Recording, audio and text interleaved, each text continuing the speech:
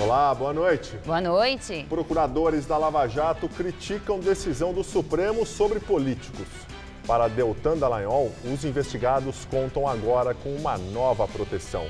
Alckmin elogia e diz que foi evitada uma crise institucional. Agora o Senado deve anular o afastamento de Aécio Neves. A Justiça nega liberdade ao ex-presidente do Comitê Olímpico Brasileiro. Nussmann está preso acusado de comprar votos para trazer os Jogos para o Rio. Suíça abre processo penal contra ex-secretário da FIFA, Jérôme Valk. O caso envolve o dono do PSG da França, que bancou a contratação de Neymar. Em São Paulo, a maior feira de games da América Latina. Mais de 200 lançamentos em um mercado que desafia a crise. Uma multidão de católicos no Santuário Nacional de Aparecida. Romeiros lotam a cidade para celebrar os 300 anos da Santa. O Jornal da Gazeta está no ar.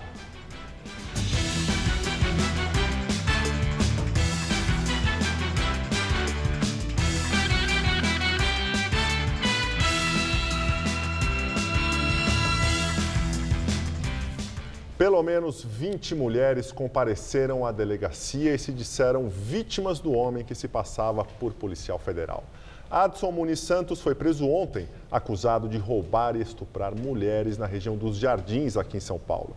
A suspeita da polícia é que os crimes eram cometidos há anos. A mulher que prefere não mostrar o rosto é mais uma vítima do criminoso.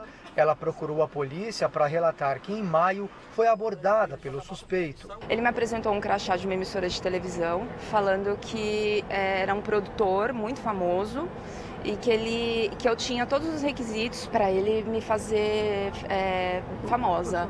O mesmo discurso foi usado para persuadir outras vítimas. Segundo a polícia, em alguns casos, Adson Muniz Santos, de 35 anos, chegou a abusar sexualmente das mulheres.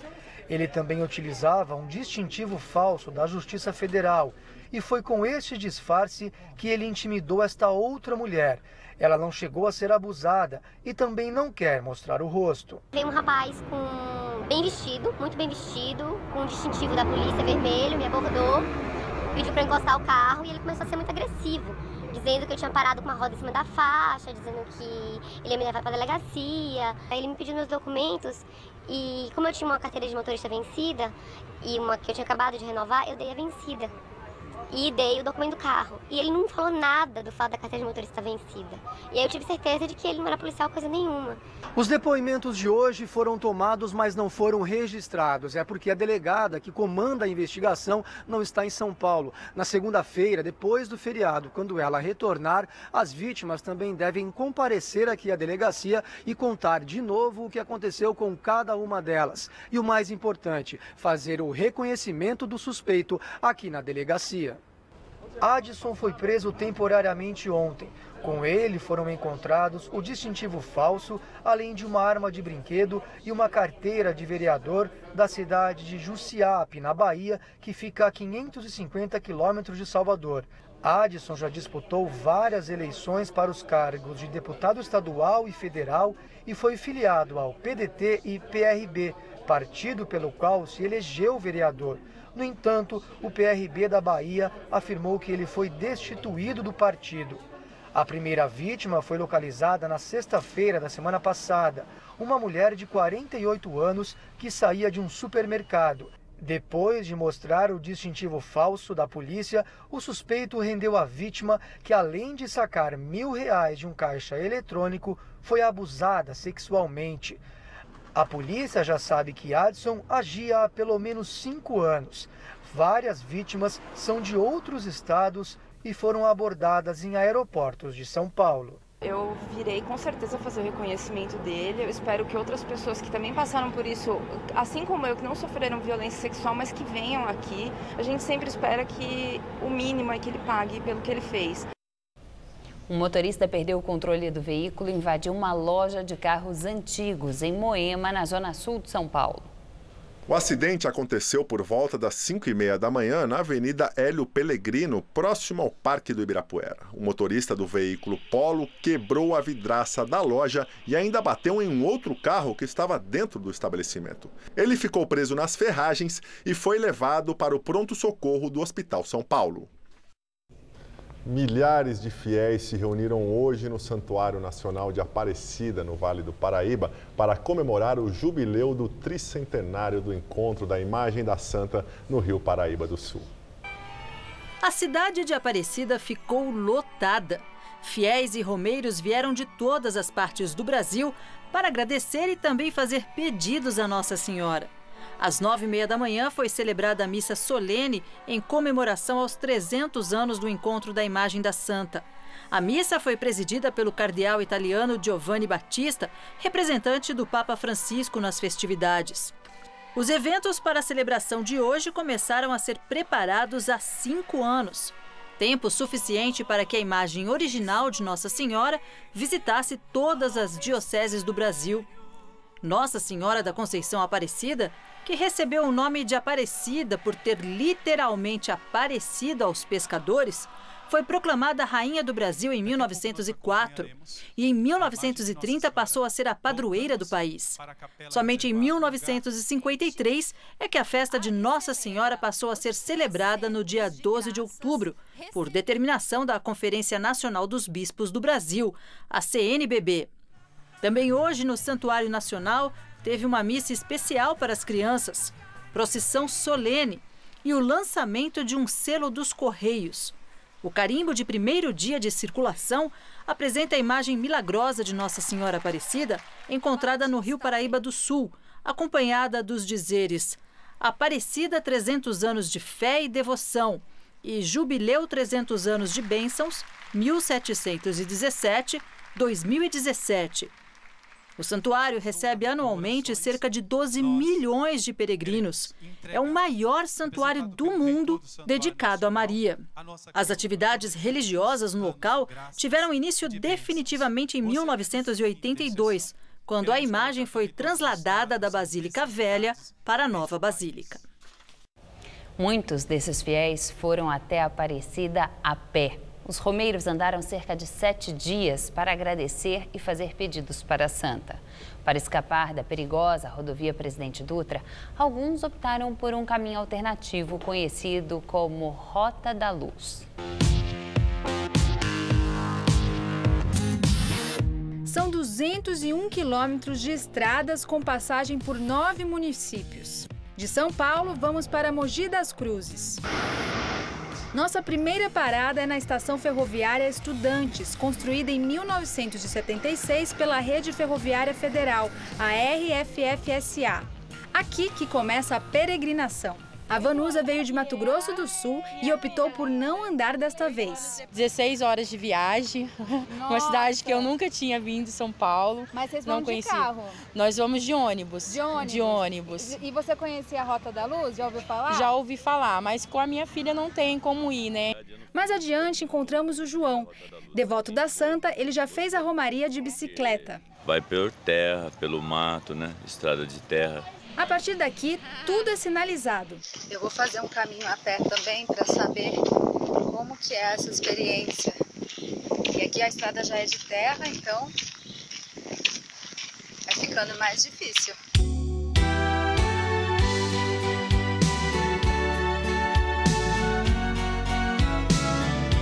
A Rota da Luz foi criada em abril de 2016 como alternativa à Via Dutra, que tem tráfego intenso de carros, o que implica um perigo à segurança dos romeiros. Preparados para a longa caminhada, de chapéu, mochila e tênis, encontramos João e Fábio. E você está todo equipado, o que você trouxe aí? Bermuda, água, suco, né?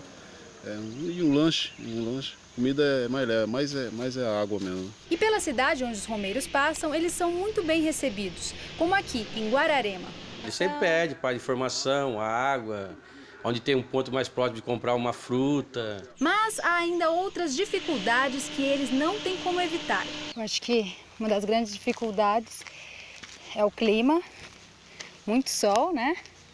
Por isso que você vê os romeiros sempre com um chapéu, muito protetor solar e o relevo, né? O sol está muito forte, está 35 graus aqui, está complicado. Em média, são 7 dias de caminhada, depende muito do ritmo de cada um. É o fato de você fazer esse caminho e ver que você está sendo renovado, que você está pensando naquilo que veio acontecendo durante o ano e que você vai voltar com uma outra pessoa, com novas ideias.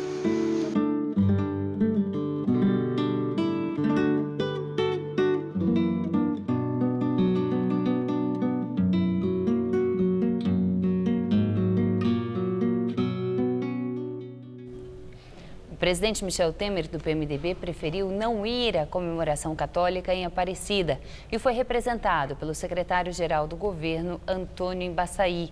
Em um pronunciamento nas redes sociais, Temer pediu dias melhores para as famílias brasileiras.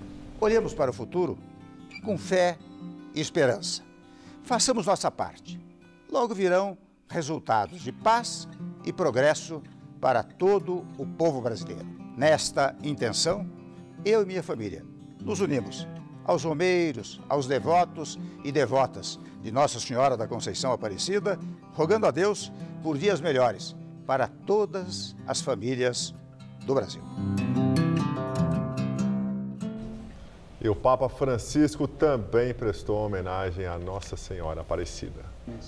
O vídeo, gravado especialmente para a ocasião, tem duração de 7 minutos e foi exibido de surpresa em um telão no pátio da Basílica de Aparecida.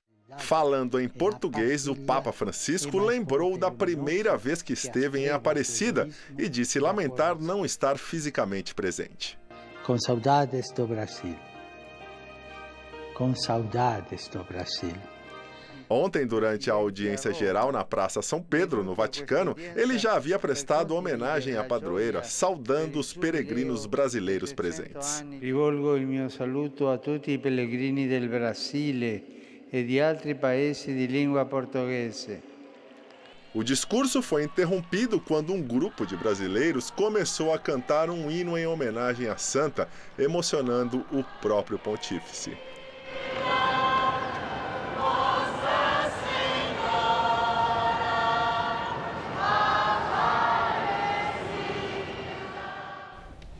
A decisão do Supremo Tribunal Federal de submeter as ações cautelares ao Congresso Nacional em caso de políticos alvos de decisão judicial sem crime em flagrante repercutiu negativamente. Procuradores da Lava Jato criticaram os ministros do STF. Em texto publicado em uma rede social, o procurador Deltan Dallagnol, coordenador da Lava Jato, disse que não se surpreende que anos depois da Lava Jato os parlamentares continuem praticando crimes, já que estão sob suprema proteção. O procurador também declarou que parlamentares têm foro privilegiado, imunidades contra prisão e agora ganharam uma nova proteção, um escudo contra decisões do STF dado pelo próprio STF, afirmou ele.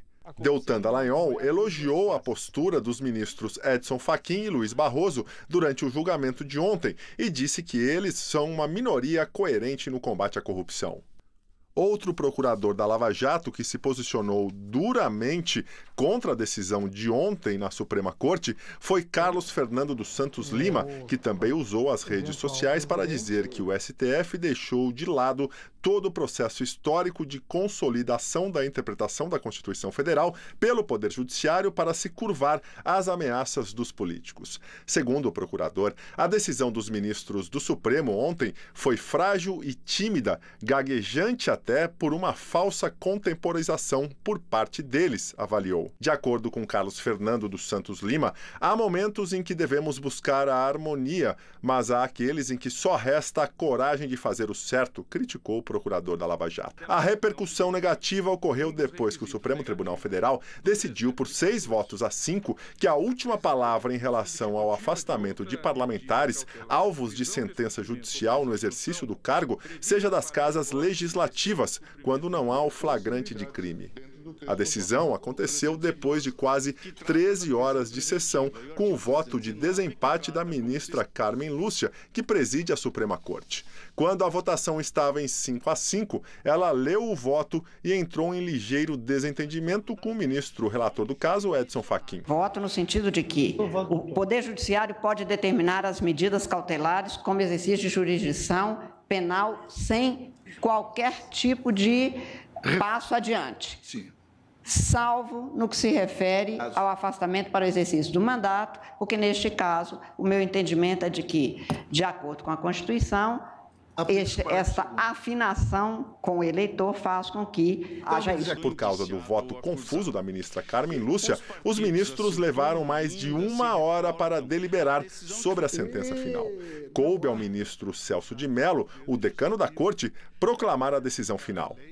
O tribunal, por maioria, julgou parcialmente procedente a ação direta de inconstitucionalidade para deixar assentado. Seriam 2 tópicos. Para deixar assentado que o Supremo Tribunal Federal dispõe de competência para impor, por autoridade própria, as medidas cautelares a que se refere o artigo 319 do Código de Processo Penal. Prosseguindo no julgamento do tribunal, também por votação majoritária, deliberou que se imporá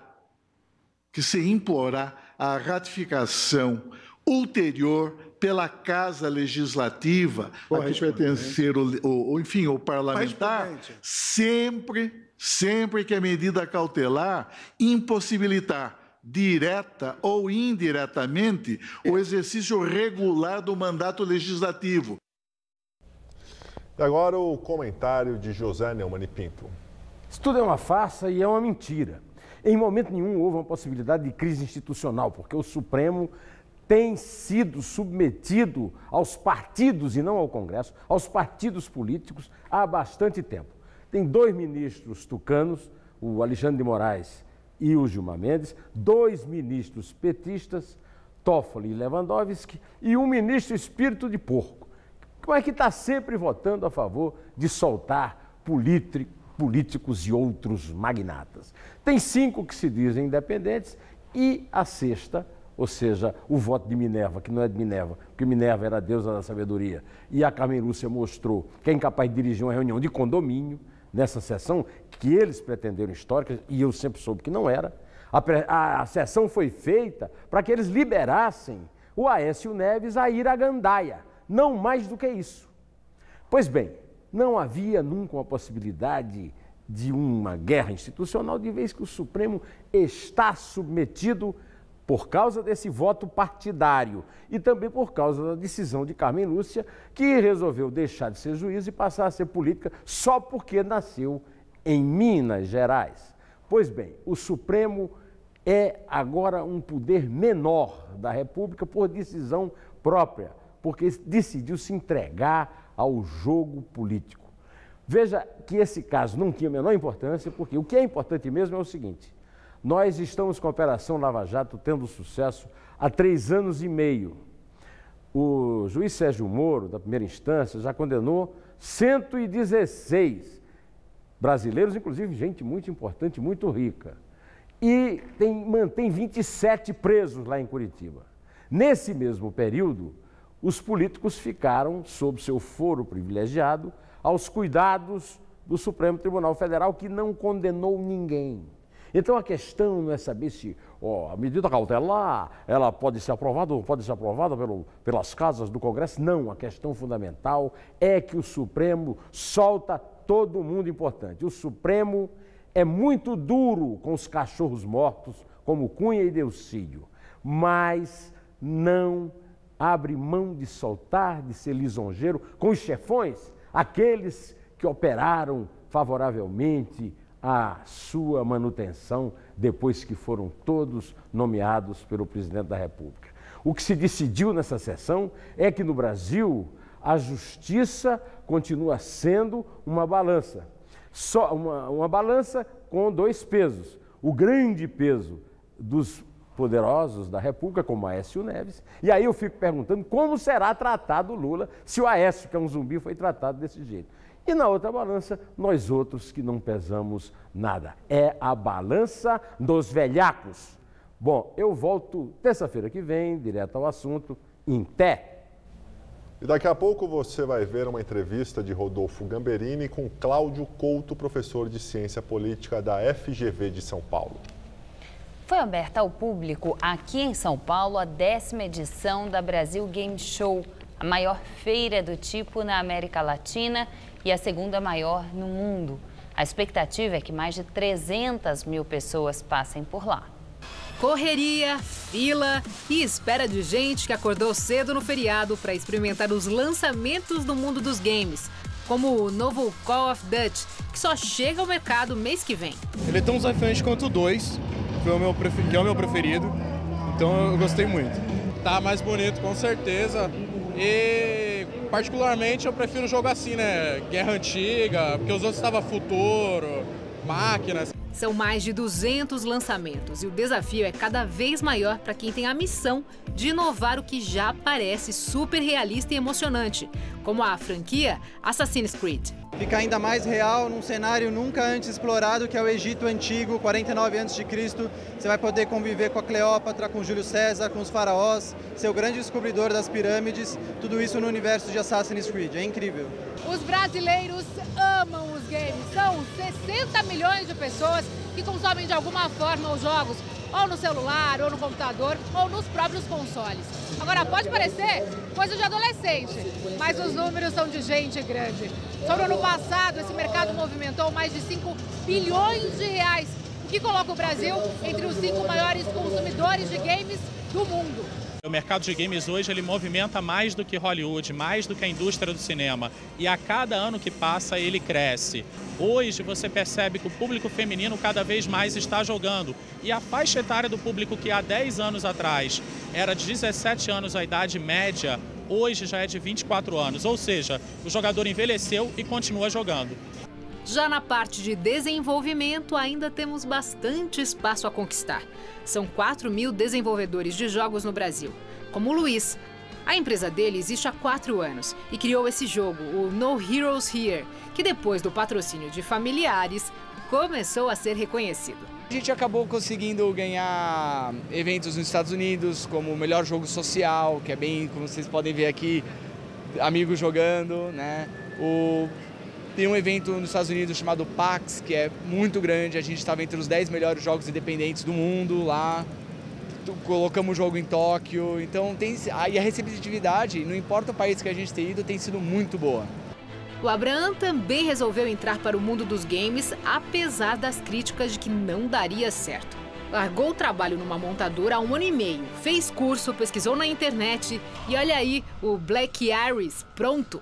O que você diria para quem quer começar nessa área? Acho que o mais importante é você ter um foco e não querer fazer tudo sozinho. Eu sempre quis fazer tudo sozinho, mas eu vi que não é possível fazer. Então, primeiro, mostre para as pessoas que você é bom em alguma coisa, que você vai achar alguém para achar e formar um time.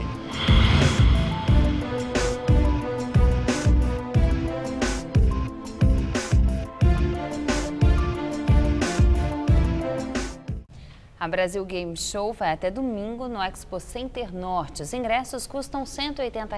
Além de estudantes, idosos, professores e pessoas com deficiência, quem doar 1 quilo de alimento tem direito à meia entrada.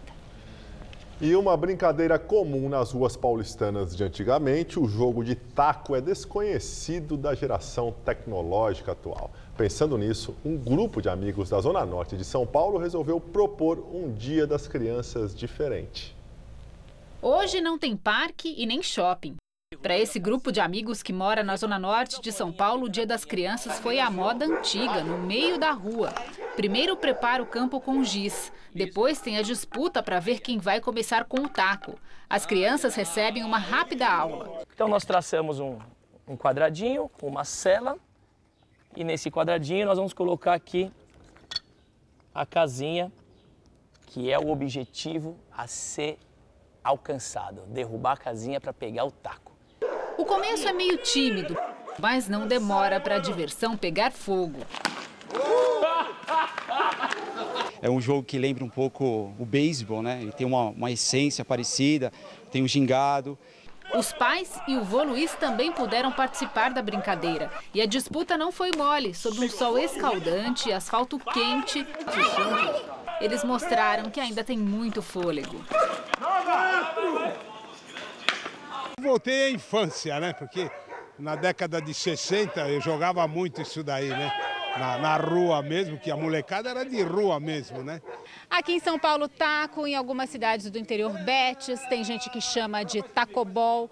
A origem da brincadeira também é incerta. Dizem que o hábito começou com imigrantes ingleses que trouxeram o cricket para o Brasil.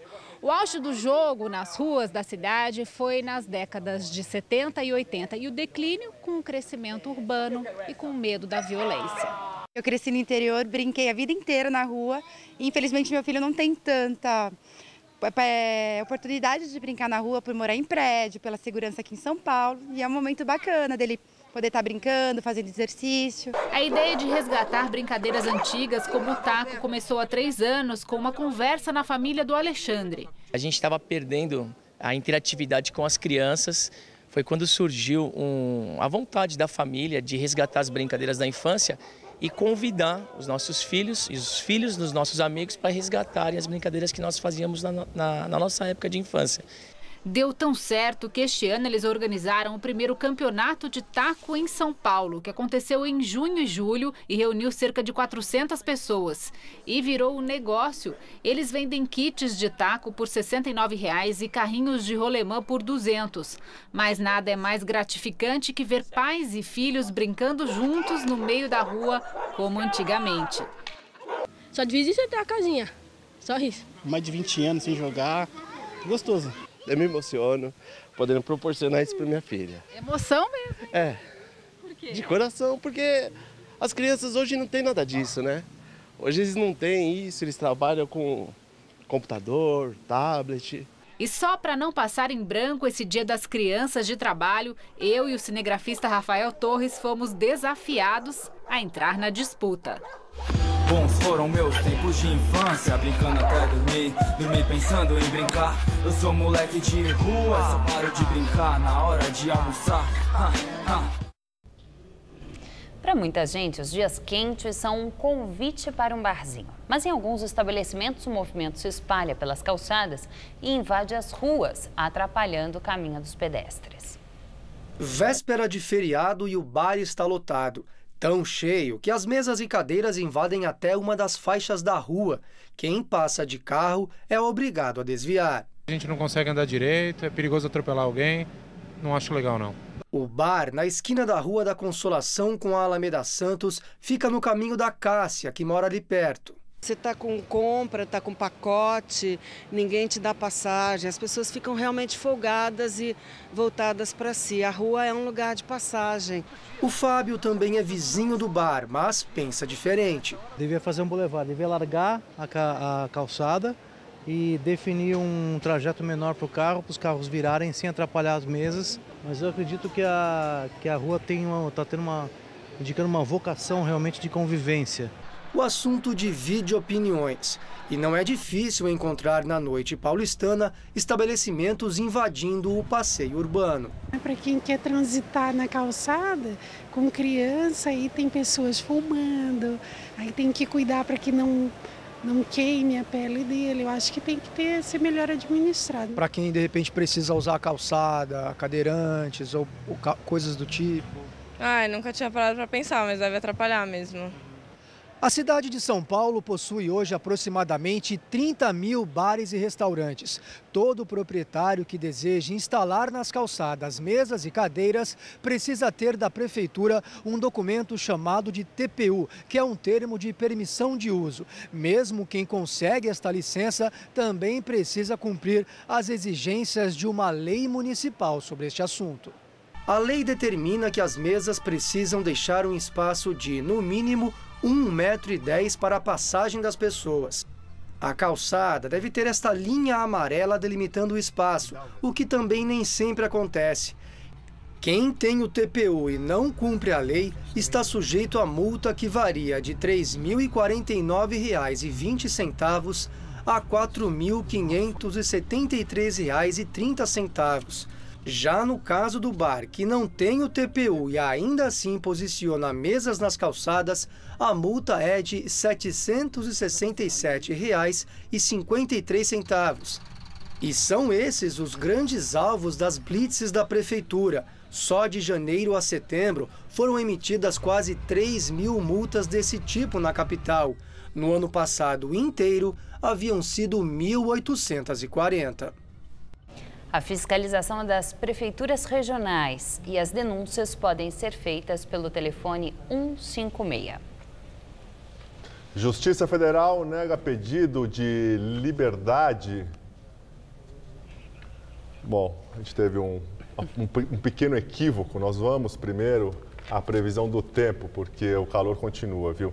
Aqui em São Paulo, o termômetro chegou aos 34 graus nesta tarde. E por causa desse calorão e das passagens de duas frentes frias pelo litoral, ainda podem ocorrer temporais. Vamos aos detalhes da previsão, com Mariana Armentano.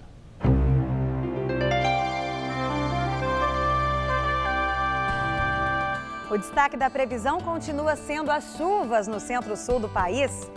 Na região sul, o tempo fica instável, ainda com risco de alagamentos e deslizamentos, principalmente ali entre o Rio Grande do Sul e Santa Catarina. Nas outras áreas em verde no mapa, fica aquela combinação de muito sol, calor e pancadas de chuva a partir da tarde. Já entre o Rio de Janeiro, Minas, Goiás e quase todo o Nordeste, dia de sol e tempo firme. Vamos ver algumas temperaturas? Olha só, em Porto Alegre, mínima de 18 e máxima à tarde de 24, com o tempo ainda bem fechado por lá. No Rio, calorão de 39 graus. Em Brasília, termômetros entre 17 e 34 graus. E em Salvador, chuvinha rápida e máxima de até 29 graus por lá. Para São Paulo, o predomínio ainda é de sol e muito calor em todas as regiões. À tarde, as nuvens vão ficando mais carregadas e aí chove de forma pontual, mas até com forte intensidade em todas as áreas. E olha o calorão! Máxima prevista de 40 graus em Votuporanga e em Presidente Bernardes. Nas cidades de Ribeirão Preto, Araraquara e São José do Rio Preto, máxima em torno dos 38. E no litoral, praia garantida com até 30 graus em Santos e 32 em Caraguatatuba. Para a capital, o calor também continua, viu? Nessa madrugada teremos mínima de 20 e máxima amanhã à tarde de 35 graus. No sábado, o calor diminui um pouquinho, máxima prevista de 29. E no domingo, fim do feriadão, os ventos mudam de direção e a máxima cai para 21 graus. Um refresco depois de tantos dias quentes por aqui. Agora sim, a Justiça Federal negou o pedido de liberdade de Carlos Arthur Nussmann, ex-presidente do Comitê Olímpico Brasileiro. Ele está preso desde o dia 5, quando foi desencadeada a segunda fase da Operação Unfair Play. O desembargador federal Abel Gomes negou o habeas corpus da defesa por considerar que estão devidamente fundamentadas as decisões da primeira instância pela prisão temporária de Carlos Nussmann, depois convertida em preventiva. Os bens dele também foram bloqueados. O magistrado destacou que as sentenças apontam para o envolvimento de Nussmann na assinatura de contratos com empresas já relacionadas ao esquema criminoso chefiado pelo ex-governador do Rio, Sérgio Cabral, do PMDB, que está preso. Segundo a investigação, Nussmann tentou ocultar bens depois que sua casa foi alvo de buscas na primeira fase da operação no mês passado. Nussmann e homens próximos a ele são investigados por suspeita de ter intermediado a compra de votos para que o Rio de Janeiro fosse escolhido como sede da Olimpíada em 2016. Ontem, após pressão do Comitê Olímpico Internacional, ele renunciou à presidência do COB. Voltamos a falar da sessão de ontem do Supremo Tribunal Federal. O governador de São Paulo, Geraldo Alckmin, do PSDB, apoiou a decisão de deixar para o Congresso Nacional a última palavra sobre medidas cautelares contra políticos. Em visita a Aparecida no dia da padroeira, o governador de São Paulo, Geraldo Alckmin, disse que os três poderes são independentes e devem ser harmônicos. Durante a coletiva de imprensa, Alckmin, que é pré-candidato à presidência da República, declarou que a decisão do STF foi correta no sentido de se evitar uma crise institucional no país. A decisão do STF ontem favorece diretamente ao presidente afastado do PSDB, senador Aécio Neves, que é do mesmo partido do governador de São Paulo. Aécio foi afastado das funções parlamentares pelo ministro Edson Fachin em 27 de setembro por tentativa de obstrução de justiça. Ele foi flagrado em gravações do empresário Joesley Batista pedindo R$2 milhões para pagamento de advogados. Com a decisão do Supremo ontem, o plenário do Senado vai se reunir no dia 17 de outubro para deliberar se aceita o afastamento do senador mineiro, que pela medida autorizada por Edson Fachin e confirmada pelos ministros da primeira turma do Supremo Tribunal Federal, está impedido de sair de casa depois das 6 da tarde. E o prefeito de São Paulo, João Dória, que disputa com Alckmin a indicação do PSDB como candidato à presidência da República, não comentou a decisão do Supremo. Dória está em Milão, na Itália, onde participa de palestras e encontros com empresários. Essa é a 9ª viagem internacional do prefeito.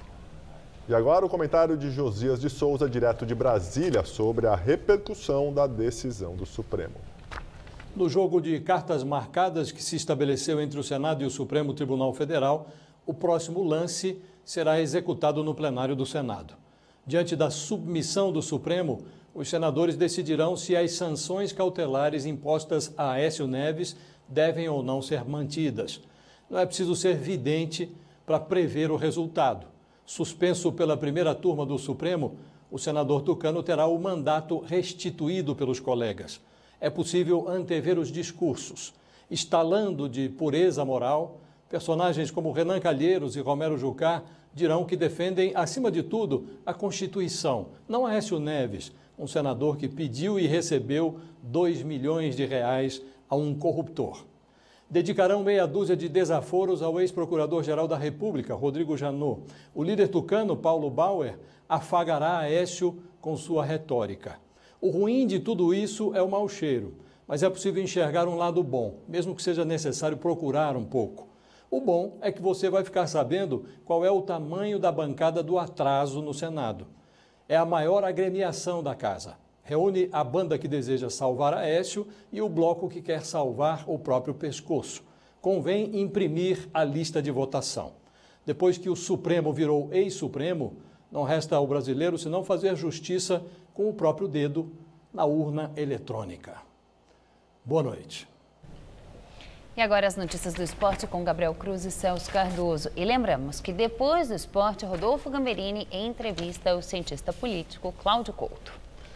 E após alguns dias de recesso para os jogos da seleção, o Campeonato Brasileiro teve neste meio de semana a 27ª rodada, né, Celso? Boa noite. Isso mesmo, Gabriel, boa noite. Foram 6 jogos ontem com o Corinthians e São Paulo em campo. O líder fez a parte dele ao vencer o Curitiba em casa.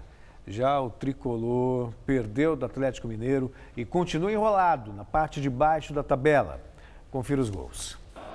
O São Paulo foi até Belo Horizonte enfrentar o também ameaçado Atlético Mineiro. O único gol da partida saiu neste pênalti cobrado por Fábio Santos. Atlético 1, São Paulo 0. Jogando na Arena, o Corinthians começou melhor e abriu o placar logo aos 9 minutos com o Jô após passe de calcanhar de Jadson. Ainda no primeiro tempo, depois de um escanteio, Henrique Almeida subiu livre para empatar. O jogo continuou equilibrado até a entrada de Cleison. O atacante desempatou aos 33 minutos e fechou o placar aos 43. Final, Corinthians 3, Coritiba 1. No Rio de Janeiro, jogaram Botafogo e Chapecoense. Gols só no segundo tempo. Os visitantes saíram na frente com Apodi. O empate veio com Brenner de cabeça. A virada do Botafogo só chegou aos 50 minutos. Vinícius Tanque desempatou. Final, Botafogo 2, Chape 1. O Atlético Paranaense recebeu o Xará Goianiense, que abriu o placar com Luiz Fernando. A virada dos donos da casa veio com Guilherme e depois com Lúcio Gonçalves. Mas a 10 minutos do fim, Walter deixou tudo igual. Atlético Paranaense 2, Atlético Goianiense também 2. O Grêmio foi surpreendido em casa pelo Cruzeiro, que venceu por 1-0, gol marcado por Rafael Sobis após passe de Thiago Neves. O Vasco foi até Florianópolis e venceu o Avaí. No comecinho da partida, Wagner abriu o placar para os visitantes com esse belo chute. André Rios ampliou para o Vasco. Na segunda etapa, Betão diminuiu para o Avaí, mas foi só Vasco 2-1. E hoje mais 4 jogos fecham a rodada. 3 já aconteceram agora à tarde, né, Celso? No Clássico Carioca entre Flamengo e Fluminense, 1-1, houve empate. Na Bahia, jogaram Vitória e Sport. O Sport venceu por 2-1. E em Campinas, a Ponte Preta recebeu o Santos e ficou no empate em 1-1. Daqui a pouquinho, 9h, o Palmeiras joga em São Paulo contra o Bahia. E o repórter Jonas Campos tem mais informações. Daqui a pouco, aqui no Pacaembu, tem bola rolando, 9h para Palmeiras e Bahia, duelo válido pela 27ª rodada do Campeonato Brasileiro, jogo que acontece aqui no estádio Paulo Machado de Carvalho, porque a casa palmeirense, o Allianz Parque, segue em preparação para receber o ex-Beatle Paul McCartney, que fará show no Allianz Parque no próximo domingo. Jogo importante tanto para Palmeiras quanto para Bahia. Do lado do Verdão, a equipe atual 5ª colocada da tabela tem 43 pontos e busca encostar no pelotão de frente do Campeonato Brasileiro. E já o Bahia com 31 espera se distanciar da zona do rebaixamento. O tricolor baiano hoje terá a estreia do técnico Paulo César Carpegiani, o 4º a comandar o time nesta temporada. Já o Palmeiras do técnico Cuca terá os desfalques do lateral Mike, do zagueiro Luan, mas terá, por outro lado, também as voltas de Edu Dracena e Egídio à equipe titular. O Jean passou a ser dúvida, já que ontem na academia de futebol nem foi a campo, ficou apenas num trabalho de fortalecimento muscular. E a grande novidade é a volta de Felipe Melo, que depois de toda a confusão envolvendo ele e o técnico Cuca, o volante volta a ser relacionado e estará à disposição do treinador para o duelo diante do Bahia. Deve começar a partida no banco de reservas, é verdade, mas pode pintar aqui no campo do Pacaembu. Com as informações do Campeonato Brasileiro, Jonas Campos para o Jornal da Gazeta. Valeu, Jonas. Celso, vamos falar primeiro desse jogo aí do Palmeiras. Palmeiras e Bahia. Bahia brigando lá embaixo, o Palmeiras tem alguma coisa ainda para conseguir nesse campeonato? Ou só uma vaga na Libertadores, o discurso é o seguinte: vamos ganhar os 12 próximos jogos. Vamos jogar para vencer os 12 próximos jogos. O mais importante é o próximo, também já escutei isso. Mas esse é o discurso mesmo, ganhar os 12 próximos jogos. Agora convenhamos, o Corinthians fez uma campanha histórica no primeiro turno. O máximo que conseguiu foi 6 vitórias seguidas. Então, está 15 pontos atrás do Corinthians. E não está jogando aquela bola. Não está jogando aquela coisa toda. E o Bahia também deve complicar o jogo, que precisa fugir das últimas colocações. Ô Celso, falando dos jogos de ontem, São Paulo, com os resultados de hoje, agora à tarde, voltou para tudo que o São Paulino não queria aconteceu. Primeiro foi a derrota ontem. Depois tinha 3 jogos hoje. E os 3 jogos colocaram o São Paulo na 17ª posição da zona do rebaixamento. E resultados inesperados, né? O Santos favorito. O mais surpreendente foi o Sport vencendo o Vitória na Bahia. Mas com a vitória do Sport, com o empate do Fluminense, com o empate da Ponte Preta, São Paulo caiu para a 17ª posição. Bem mesmo está o Corinthians, que, apesar de um segundo turno ruim, abriu para 10 pontos a diferença para o segundo colocado. 10 pontos, faltando 11 rodadas. Segundo o próprio Carille, 5 vitórias praticamente garantem ao Corinthians o título de campeão brasileiro. Tem que ser muito pessimista para não achar que o Corinthians já levou esse. Muito mesmo. Bom, e os escândalos nas entidades que comandam o esporte pelo mundo não param. De novo, tem corrupção na FIFA. Outra vez, Gabriel, o Ministério Público da Suíça abriu um processo penal contra o ex-secretário-geral da entidade, o Jérôme Valk, e o executivo que levou Neymar para o Paris Saint-Germain. Uma mega operação das polícias da Suíça, Itália, Espanha e França foi realizada hoje com apreensão de materiais em residências e escritórios. Segundo o Ministério Público suíço, Jérôme Valk é suspeito de ter aceito vantagens indevidas em relação a acordos de mídia referentes às Copas do Mundo de 2018 a 2030. Nasser Al-Khelaifi, o homem que bancou a transferência recorde de Neymar do Barcelona para o PSG por 821 milhões de reais e hoje é dono do time de Paris, é acusado de corrupção na escolha de contratos de TV para a Copa do Mundo de 2026 e 2030. Ele é CEO da Bain Media Group, rede de televisão que negociou os direitos de transmissão dos mundiais. A emissora nega as acusações, enquanto a FIFA, envolvida na denúncia através da figura de Jérôme Valk, se diz vítima. Ô Celso, você acha que isso pode jogar mais um holofote nessa transação milionária do Neymar? Sim. Da onde vem esse dinheiro do PSG? Sim, sem dúvida. Já tem toda essa discussão do fair play financeiro e E um valor desse, né, para muitos é lavagem de dinheiro. Então vai ser investigado sim, com certeza. Agora o Jerome Valk é aquele, né, do pontapé bunda, nos fundilhos. A gente está vendo agora quem merece. Valeu, Celso. Muito obrigado. Boa noite. Até mais. Juliana, é com você? O governo dos Estados Unidos anunciou que vai deixar a Unesco, a Agência de Educação e Cultura da Organização das Nações Unidas. O Departamento de Estado norte-americano afirmou que a decisão se baseia nas preocupações americanas com os problemas financeiros da Unesco, entre eles a necessidade de reformas fundamentais na organização e o que os americanos chamaram de viés anti-Israel dentro do órgão. Horas depois do anúncio dos Estados Unidos, o primeiro-ministro de Israel, Benjamin Netanyahu, declarou que seu país também deixaria a agência e chamou a saída americana de corajosa e moral. A Unesco lamentou as baixas e disse que elas representam uma derrota para o multilateralismo, assim como para a família ONU. Esta não foi a primeira vez que os Estados Unidos deixaram a Unesco. Nos anos 90, Washington alegou que a agência era mal administrada e usada para promover interesses soviéticos. Após 5 anos refém de terroristas afegãos, uma família americana foi resgatada nesta madrugada em uma operação do exército do Paquistão. A americana Kaylan Coleman, de 31 anos, e o marido dela, o canadense Joshua Bowl, de 33, foram sequestrados pela rede terrorista Haqqani durante uma viagem a uma região montanhosa próxima a Cabul, capital do Afeganistão, em 2012. Kaylan, que estava grávida quando foi capturada, teve 3 filhos durante o cativeiro. A operação de resgate da família aconteceu quando as agências de inteligência americanas tomaram conhecimento de que eles seriam transportados para uma região próxima à fronteira com o Afeganistão. A informação foi repassada às Forças Armadas paquistanesas, que realizaram o resgate.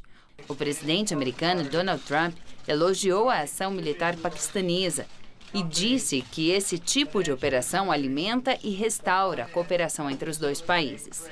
A rede Haqqani é considerada um grupo terrorista pelos Estados Unidos, mas diferente de grupos como o Estado Islâmico, não costuma executar os reféns ocidentais, prefere pedir resgates em dinheiro. A família será repatriada nos próximos dias.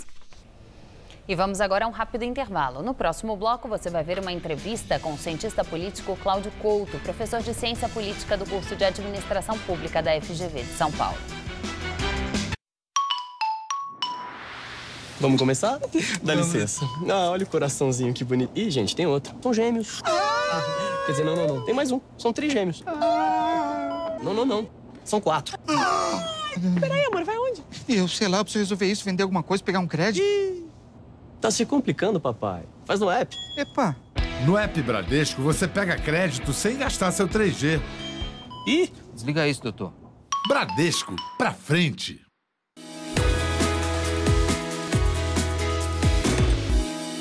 Escola em tempo integral é diferente mesmo, eu adoro. Aqui tem laboratório de informática, de ciências e muita aula prática. Aqui podemos escolher os conteúdos extras também. Uma aula de biotecnologia. Estudar assim é bem melhor, né? Eu até já me vejo trabalhando como bióloga um dia. O Ministério da Educação está investindo R$1,5 bilhão para criar 500 mil novas vagas nas escolas em tempo integral de ensino médio de todo o país. Ministério da Educação, Governo Federal. A TV Gazeta informa. Na madrugada de sábado para domingo à meia-noite, começa o horário de verão. Tá a fim de escrever a sua própria história? Que tal dirigir a sua própria vida? Então corre pra cá, que a sua hora chegou. Bem-vindo ao Mundo Casper, o lugar certo para você pensar, criar e questionar. Na Casper, razão e emoção se unem para fazer diferente, fazer melhor. E você, aceita o desafio? Tem muita coisa nova te esperando por aqui. Faculdade Casper Líbero. Vestibular 2018. Paixão por comunicação. Nesta sexta, a nossa festa sertaneja tá recheada de música boa, com super convidados que você vai adorar. Olha só! tem os sucessos da rainha dos caminhoneiros, Sula Miranda.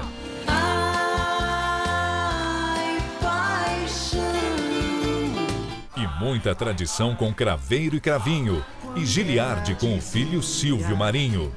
Quando crescer vou casar com você. Festa sertaneja com Padre Alessandro Campos. Nesta sexta, 10h30 da noite. Pra te dormir.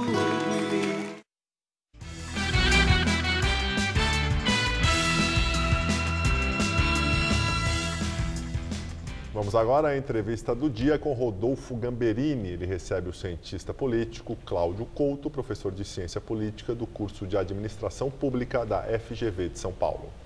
Nosso convidado hoje é o cientista político Cláudio Couto, professor de Ciência Política do curso de Administração Pública da Fundação Getúlio Vargas de São Paulo. Muito obrigado, professor, por estar aqui conosco. Obrigado a você, Gamberini. Professor, esse episódio do confronto entre o Senado e o Supremo nos deixou que lição? Olha, acho que ele mostra algo que democracias já mais estabelecidas e mais vividas do que a nossa já experimentaram, que é o fato de que essa relação entre poderes, ela não se constrói apenas com base naquilo que a Constituição diz, né, e naquilo que, digamos, está belamente escrito ali, mas ela se constrói também através de conflitos como esses que nós vimos essa semana.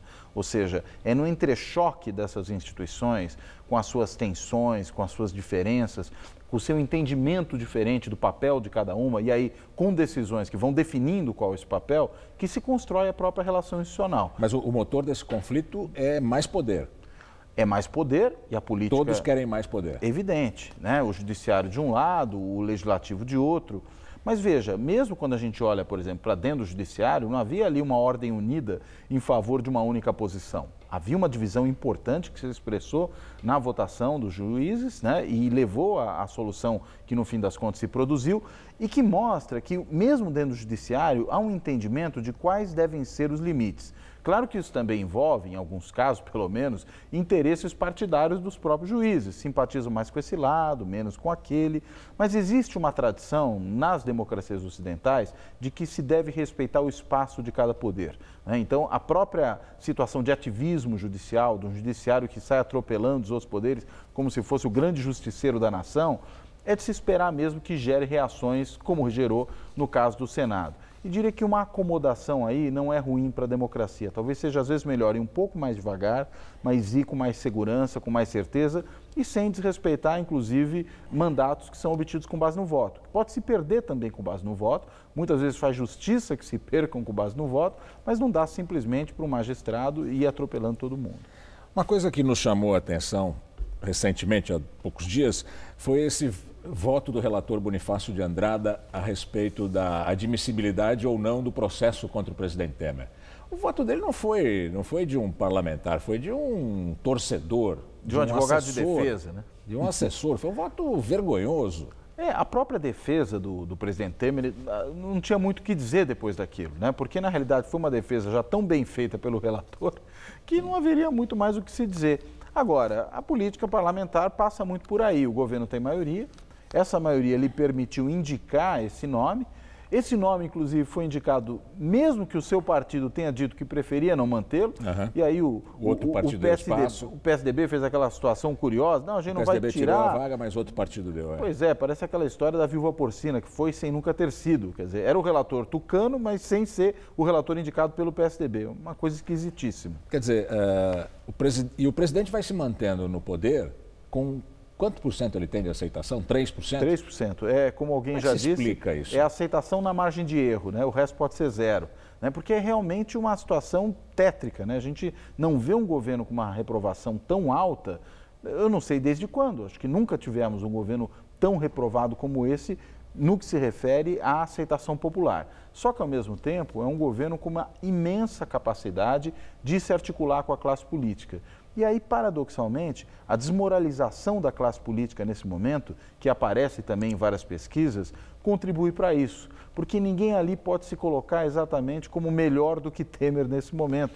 Está se vendo numa situação delicada e, ao mesmo tempo, recebe do governo benefícios, faz parte do mesmo grupo, opera segundo a mesma lógica que ele. Quando o senhor fala capacidade de se articular com a classe política, deve-se ouvir capacidade de comprar a classe política, porque ele liberou de dinheiro público para que políticos votassem a favor desse governo corrupto, é brincadeira. Eu acho que é isso também, né? Essa capacidade de obter apoio com base na liberação de verbas, com base na nomeação para cargos, né? Mas também de saber dialogar. Se a gente pega um dado interessante do começo do governo Temer, o número de parlamentares que ele recebeu em um mês era superior ao que Dilma recebeu em todo o seu período de governo. Isso que eu estava falando, ela não conseguia conversar com um deputado. Pois é, e aí fica muito difícil, né? Independentemente das moedas que você vai barganhar aí, tem que ter pelo menos um pouco de capacidade de entendimento.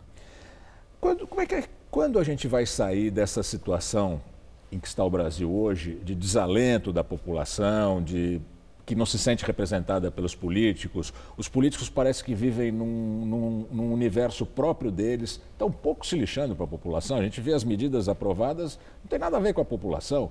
Como é que vai se mudar isso? Olha, é um processo que não vai ser rápido, não há dúvida quanto a isso. É um processo que provavelmente vai se produzir ao longo de algumas eleições. Eu tenho muito pouca esperança de que nós tenhamos já nas eleições do ano que vem, no que se refere pelo menos ao legislativo, tanto no nível federal como no nível estadual, uma mudança muito grande, porque as amarras para que isso aconteça são muito apertadas. Talvez a gente tenha um pouco mais de mudança nas eleições municipais. E mais, a gente corre o risco de ter um descolamento profundo entre executivo e legislativo, porque existe algum espaço numa eleição majoritária para eleger um presidente de perfil, digamos, muito diferente do que está posto aí. E perfil muito diferente pode ser para qualquer lado. Pode ser bom, pode ser ruim. Exatamente. Agora, pode haver um presidente com esse perfil que provavelmente não terá um legislativo que acompanhe o seu perfil. Que vai bater de frente com o Congresso? Algo assim. É difícil ter uma coisa como o fenômeno Macron na França, né? Que o presidente se elege, ele tem na sequência, inclusive, não é ao mesmo tempo como é aqui, uma eleição para o legislativo e consegue montar um legislativo à sua imagem e semelhança. É muito difícil acontecer isso no Brasil. Esse confronto nós já vimos em 61 com o Jânio. Pois é, não é coisa das melhores o que isso gera, né? Um presidente muito descolado do Congresso. Tá bem, professor. Muito obrigado pela sua entrevista. Foi um prazer. Muito obrigado. Boa noite. Ministro da Fazenda, Henrique Meirelles, disse que pretende aprovar a reforma da Previdência ainda este ano. Segundo ele, essa é uma questão de bom senso e será muito ruim se a reforma ficar para o próximo governo. Meirelles está em Washington, nos Estados Unidos, onde participou de um encontro do Instituto de Finanças. O Jornal da Gazeta termina aqui. Essas foram nossas principais notícias. Procuradores da Lava Jato criticam decisão do Supremo sobre políticos. Para Deltan Dallagnol, os investigados contam agora com uma nova proteção. Alckmin elogia e diz que foi evitada uma crise institucional. Agora, o Senado deve anular o afastamento de Aécio Neves. A Justiça nega a liberdade ao ex-presidente do Comitê Olímpico Brasileiro. Nussmann está preso, acusado de comprar votos para trazer os Jogos para o Rio. A Suíça abriu processo penal contra o ex-secretário da FIFA, Jérôme Valk. O caso envolve o dono do PSG da França, que bancou a contratação de Neymar. Em São Paulo, a maior feira de games da América Latina. Mais de 200 lançamentos em um mercado que desafia a crise. Uma multidão de católicos no Santuário Nacional de Aparecida. Romeiros lotam a cidade para celebrar os 300 anos da Santa. A edição de hoje pode ser vista no site do Jornal da Gazeta. Nós voltamos com mais notícias em nossa edição das 10. Até já. Até daqui a pouco. E o Jornal da Gazeta volta amanhã às 19 horas. Até já. A cantora mirim Ana Lu Sampaio mostra seu talento no Todo Seu. Hoje, 10h30 da noite.